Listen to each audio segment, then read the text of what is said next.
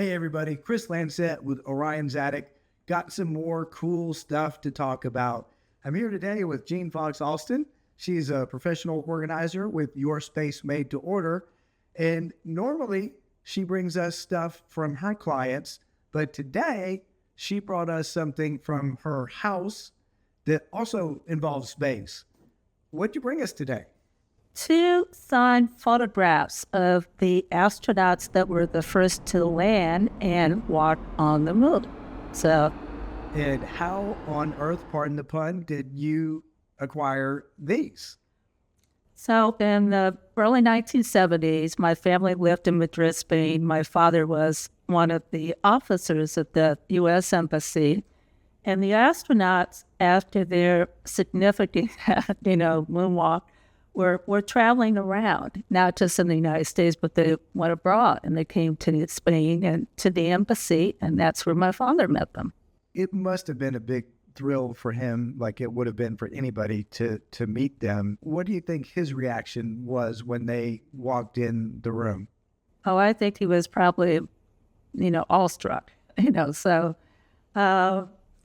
these, at the time, space travel was relatively new, to be the first to land and walk on the moon. And, I think he thought they were giants, So just people who had spent years training, preparing for something so singular and significant. And I think he thought it was a real pleasure and big deal, to be able to shake their hands. I'm sure I would have thought it was a big deal, but I was maybe 9 months old at the time, so it didn't make that big of an impression on me.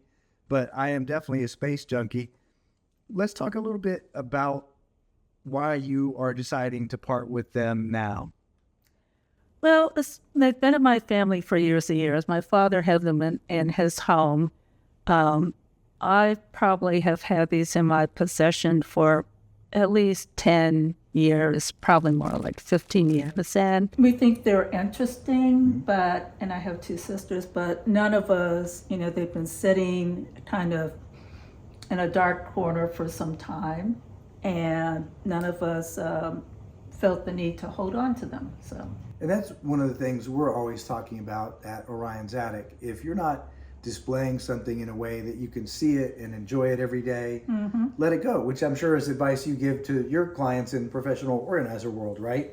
Exactly. So if it's something that someone else would really enjoy owning, or even end up someplace, some archive or something like that, that could be part of the history of the moonwalk, that would be terrific. So one of the things that I'm going to dig into later after you leave here is the trick with NASA autographs in particular is that so many of them were signed by an auto pen, and with the naked eye, these are obviously signed with a pen, but we'll have to do a little bit more homework to find out if they were signed by an auto pen or not. Certainly the inscription to your father wasn't, but to the naked eye, these look pretty awesome. And when you first brought them to me, they took my breath away, not just because of the signatures, but the fact that you have a personal connection to them. And are you going to be a little bit sad to see them go? Of course. Yeah. Of course, yeah. So one of the connections to my father and his career, I was a diplomat for the Foreign Service, and what was your dad's name? We should give him a shout out. Richard Kenneth Fox. So this is an amazing pair of pieces of history in our hands for both of our sakes. I hope these turn out to be genuine hand-signed autographs. I, as a side note, was a NASA junkie as a kid, and I spent most of my life thinking I had original Neil Armstrong and Buzz Aldrin autographs because I wrote to the astronauts when I was a little kid, and I got this package back and the autographs, and one of the autograph signatures was even smudged, Armstrong's.